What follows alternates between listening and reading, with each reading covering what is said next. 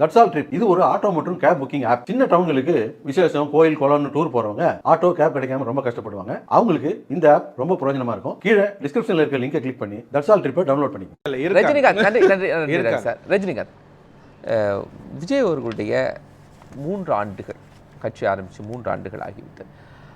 அந்த கட்சியுடைய எழுச்சியை எப்படி பார்க்குறீங்க? தாவேக்காவுடைய எழுச்சியை.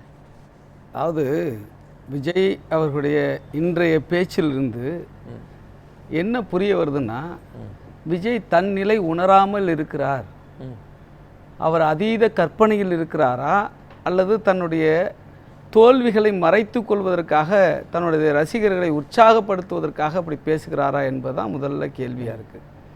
முதல்ல விஜய் விக்கிரவாண்டியில் ஒரு அறிவிப்பு செஞ்சார். என்ன அறிவிப்பு செஞ்சார்?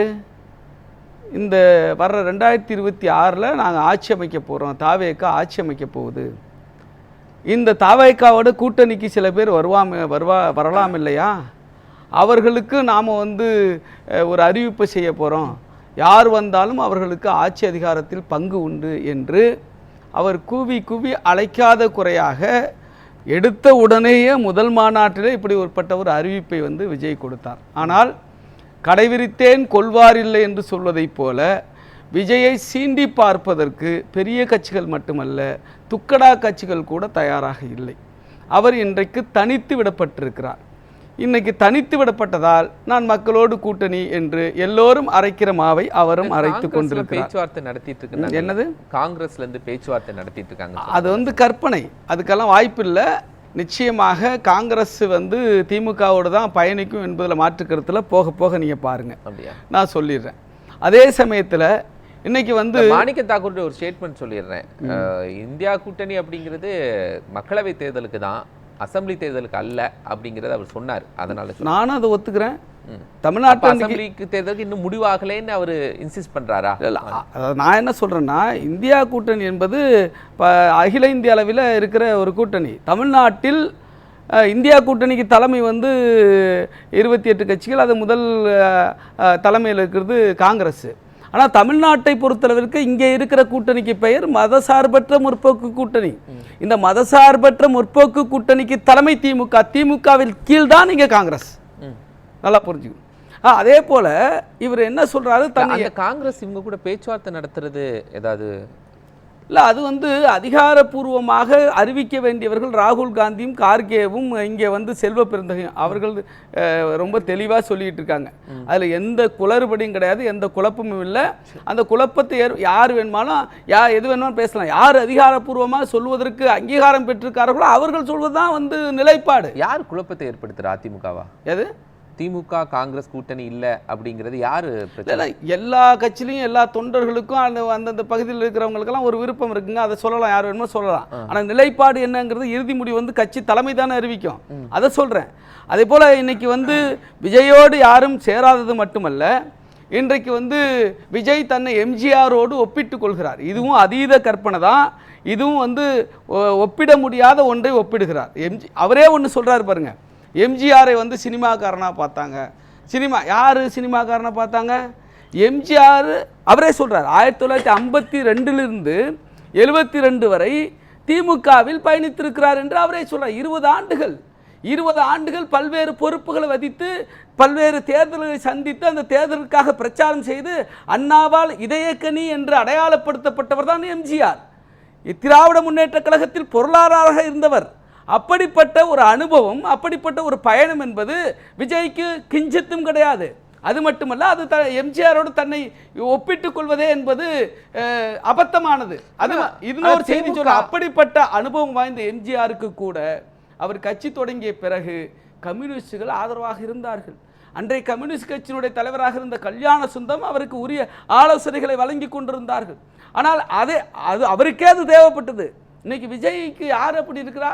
அவர் கூட இருக்கிறவங்கலாம் என்ன அரசியல் முதிர்ச்சி பெற்றவர்கள், என்ன அரசியல் அனுபவம் பெற்றவர்கள். அவர்கள் நேற்று வந்தவங்க எல்லாரும் சேர்ந்து ஒரு கட்சியை தொடங்கிக்கிட்டு நாங்கள் நாளைக்கு ஆட்சிக்கு விசிகாவிலிருந்து துணை பொதுச் செயலாளர் போயிருக்காரு, பாஜகவிலிருந்து போயிருக்கிறாங்க, அதிமுகவிலிருந்து மூத்த தலைவர் செங்கோட்டையன் போயிருக்காங்க. இவங்கெல்லாம் அரசியல் அனுபவம் இல்லாதவங்களா சார்? செங்கோட்டையனை சொல்றீங்களா? அது ஒரு நியாயம் இருக்கு. ஆனால் செங்கோட்டையன் எந்த முடிவு எடுத்தாரு, எவ்வளவு தவறான முடிவு எடுத்திருக்காருன்னு அவருக்கு கட்சியில இருந்து துணை பொதுச் செயலாளர் போயிருக்காங்க. அவரை வந்து நாங்க தான் சார் வேண்டான்னு அனுப்பி வச்சிருக்கிறோம். அவருக்கு அனுபவம் இருக்குல்ல. அவர் எங்க போனாலும் அங்க பிரச்சனை தான். அவரு போய் நான் என்னன்னா தேர்தல் ப்ளீஸ் நோ நாங்க வேண்டாம் அனுப்பினவர் அவரு. நாங்க வேணா அனுப்புனவர். நான் இன்னொரு என்ன செய்தி என்ன சொல்றேன், ஏன்னா ஆதவ அர்ஜுனா தேர்தல் அவருக்கு பதவி கொடுக்கும்போது, துணை பொதுச் செயலாளர் பதவி கொடுக்கும்போது தேர்தல்களை கையாளுறதுல மிக நுட்பமான திறமைசாலி அப்படின்னு சொல்லி தான் ஆதவ அர்ஜுனாவுக்கு துணை பொதுச் செயலாளர் திறமைசாலின்னு நாங்க அனௌன்ஸ் பண்ணி கொடுக்கல சார். நீங்க அது தவறான செய்தி. அது ஒரு செய்தியாவே மாற்றப்படுது. அது என்ன சொல்லி கொடுத்தாங்க ஞாபகம் இருக்கா உங்களுக்கு? எதுக்கு துணை பொதுச் செயலாளர் போஸ்ட் கொடுத்தோம்? நல்லா புரிஞ்சுங்க. அவர் வந்து 2021 தேர்தல்லாம் திமுகவில் இருந்தவர். திமுகவில் வந்து தேர்தல் ஸ்ட்ராட்டஜிஸ்டா அவர் இருந்தவர். அவர்கிட்ட வந்து சில இன்ஃப்ராஸ்ட்ரக்சர் தேர்தல் சம்பந்தமா இருக்குது. அவர் வந்து அரசியலில் ஒரு ஆர்வமாக இருக்கிறாரு. அப்போ இந்த விஷயங்கள்லாம் கணக்கில் கொண்டு தான் நீங்கள் ஒரு விஷயத்தை புரிஞ்சுக்கணும். நாங்கள் தனி பொறுப்பு அவருக்கு கொடுக்கல. நல்லா புரிஞ்சுக்கணும். இதை நான் சொல்லி முடிச்சிடறேன். இது ஒரு செய்தியாக நீங்கள் பேசிக்கிட்டே இருக்கி தொடர்ச்சியா அதுக்காக இந்த பதிலை சொல்கிறேன்.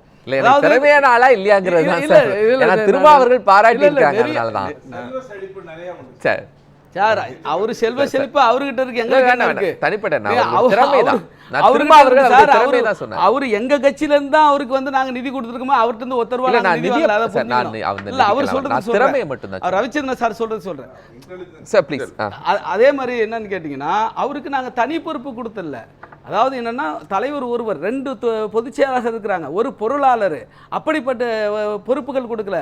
நாங்க 12 பேர் இருக்கோம் துணை பொதுச் செயலாளர். அந்த 12 பேர்ல ஒருவராக 10ல் 1 அவருக்கு வந்து ஒன்னு கொடுத்தோம், அவ்வளவுதான். நீங்க ஆரம்பிச்சதுல இருந்தே வந்து துணை பொதுச் செயலாளரா இருக்கிறீங்க. அவர் ஜாயின் பண்ணோன்னு துணை பொதுச் செயலாளர். அந்த விஷயம் தான் வித்தியாசம். எனக்கும் கூட சார், நான் ரொம்ப லேட்டஸ்டாக தான் ஜாயின் பண்ணேன். நான் போனோடனே துணை பொதுச் செயலாளர் கேளுங்க தோழர் மணி அவர்களுக்கு தெரியும். சரிதானா?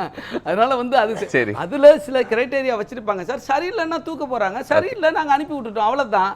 அவரு நாங்க வெளியேற்றப்பட்ட அதெல்லாம் வேண்டாம். இப்ப அந்த ஒரு இன்டெலெக்சுவல் செய்தியை சொல்லிடுறேன். இன்னொரு செய்தி ஏன் செய்தியை விடுங்க ஏன் செய்தியை வந்து தடை போடாதீங்க.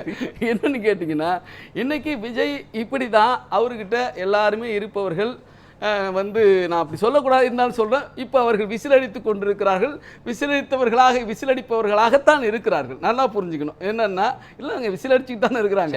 சரி, நான் என்ன சொல்றேன், இன்னைக்கு சார் திராவிட முன்னேற்ற கழக தலைமையிலான கூட்டணி மிக வலிமையாக மிக பலமாக மக்கள் மத்தியில் செல்வாக்கோடு பயணித்துக்கிட்டு இருக்கு. அதுக்கு ஒரு உதாரணம் தான் 2 நாளைக்கு முன்னாடி வெளியான சிவோட்டர் கருத்து கணிப்பு.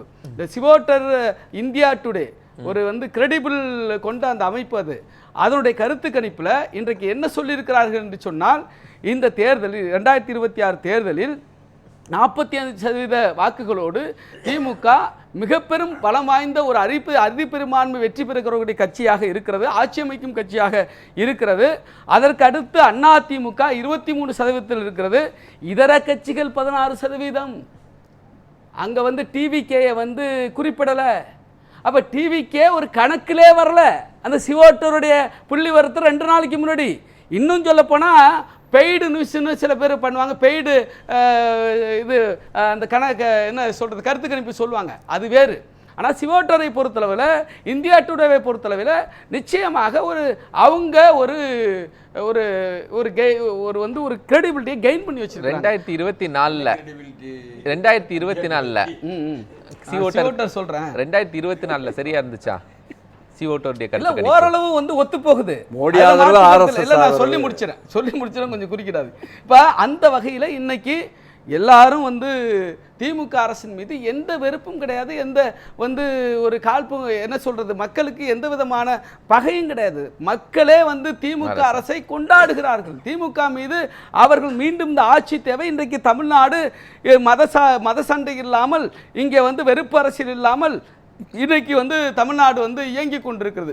இந்த சூழலில் இவர்கள்லாம் கற்பனை பண்ணிட்டு இருக்காங்க. விஜய் சொல்றார் சார், ஒவ்வொரு வீட்டிலிருந்தும் டிவிக்கே இருக்கிறான்.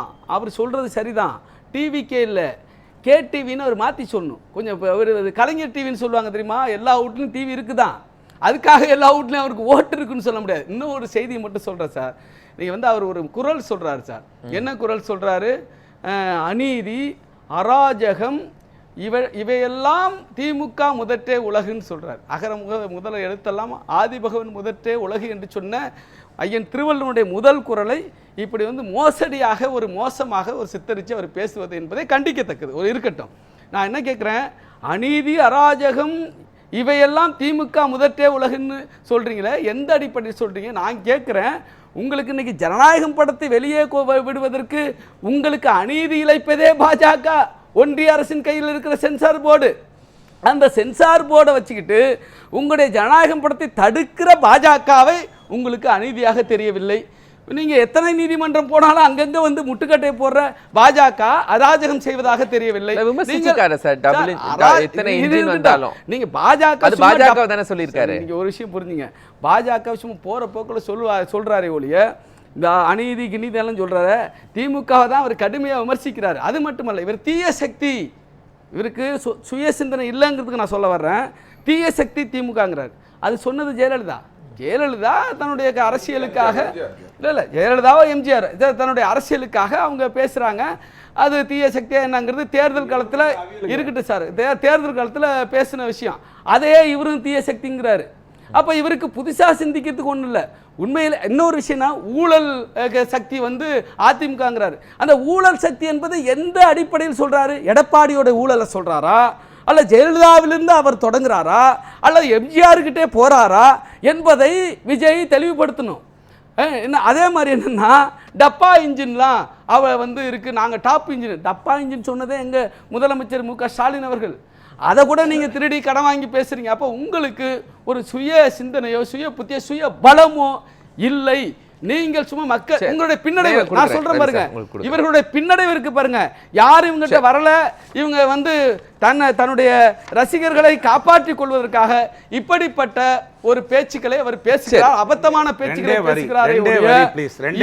இவருடைய தோல்விகளை தோல்வி அடைஞ்சிட்ட. ஒரு நிமிஷம், ஒரு நிமிஷம், இப்பவே அவருடைய தோல்வி அவரால் ஏற்றுக்கொள்ளப்பட்டிருக்கிறது என்பதுதான் உண்மை. ரெண்டே வரிதான். சி வோட்டர் இந்தியாவினுடைய அற்புதமான ஒரு சர்வே பண்ணிக்கிட்டு இருந்தது பாஸ்ட் டென்ஸ். கடந்த 4 தேர்தலாக இன்னொரு செய்தி சார், ஒரே ரவி சார் இதுக்கு சேர்த்து சொல்லல, நம்ம நேரா இன்னொரு செய்தி போறோம். ஒண்ணே ஒண்ணு ரவி சார் உங்க ரிசல்ட் என்னன்னு பாருங்க.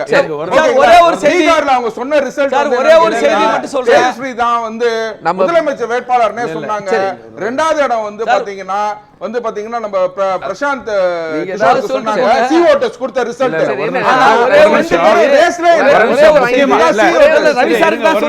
ரவி சாருக்கு சொல்றேன் என்னன்னா, இவர் வந்து டப்பா இன்ஜின் அப்படின்னு சொல்லி அந்த விஷயத்தை வந்து இவர் என்ன சொன்னார்னா, மத்திய அரசு தான் இன்ஜின், பாக்கி எல்லாம் டப்பான்றார், மாநிலங்கள டப்பாங்கிற. இதுவே கண்டிக்கத்தக்க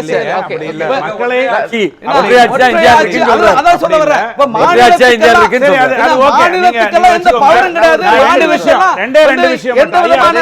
உரிமையும் கிடையாது.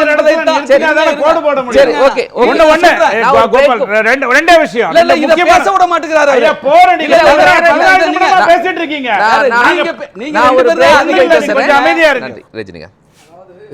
இந்த மக்களுடைய முடிவு என்பது இன்னைக்கு திமுக ஆட்சிக்கு சாதகமாக தான் இருக்கு. மீண்டும் நான் சொன்னதை போல மீண்டும் மதசார்பற்ற முற்போக்கு கூட்டணி திமுக தலைமையிலான ஆட்சி அமையும். எடுபடும்னு 40% சொல்லியிருக்காங்க. அது என்ன பாருங்க, அவர் சொல்ற மாதிரி கணக்கு நான் சொன்னேன்னு வச்சுங்க, எங்களுக்கு வந்து 53 + 63 வந்து 116% மக்கள் எங்களுக்கு ஆதரவா சொல்லியிருக்காங்க. எங்களுக்கு ஆதரவா சொல்லியிருக்காங்க. இருக்கட்டும், எங்களுக்கு ஆதரவா சொல்லியிருக்காங்க. ஆகவே வந்து மக்களுடைய உங்களுக்கு மட்டும் இல்ல, அதிமுகவும் சேர்த்து. இது அதிமுகவும் சேர்த்து. அதிமுகவெல்லாம் கிடையாது சார். இப்ப இருக்கிற ஆட்சி அவர் திமுக தான் சார் அட்டாக் பண்றாரு மோசமா. அவர் ஆட்சிக்கு வருவான்னு சொல்றாரு. திமுகவை அப்புறப்படுத்திட்டு தாவேக ஆட்சிக்கு வரும்ல சொல்றாரு. அதுக்கு தான் பதில் மக்களுடைய பதில். ஆகவே எடுபடாது என்பதுதான் கேட்டுக்கோனா அதிமுக திமுக பாஜக எதிர்ப்பு. ஆனா அவருடைய உண்மையான எதிர்ப்பு திமுகவை தான் எதிர்க்கிறார் என்பது எல்லாருக்கும் தெரியும். அந்த அடிப்படையில் 116% எங்களுக்கு ஆதரவாக இருக்கிறது. அவருக்கு பின்னடைவாக இருக்கிறது. அது மட்டுமல்ல இல்ல, அது மட்டுமல்ல இன்னைக்கு வந்து அவர் சொன்ன தீய சக்தி என்கிற அந்த வார்த்தையே வந்து ரவிச்சந்திரன் சொன்னார், பாஜக சார்பாக சொன்னார். நான் சொல்லுகிறேன், உண்மையான தீய சக்தி மானுட சமூகத்திற்கே எதிரான தீய சக்தி பாஜக RSS தான். அதை வந்து விஜய் வந்து மறந்துடுவது என்பது, அதே போல வந்து அவர் வந்து டப்பான்னு சொன்னார் மாநிலங்களை. அப்போ ஒற்றை ஆட்சி, அப்போ வந்து சர்வாதிகார ஆட்சியை ரெப்ரசன்ட் பண்றாங்க பாஜக என்பதை ப்ரூவ் பண்றாங்க. அதே போல திமுக விலைக்கு வாங்குன்னு சொல்றாரு.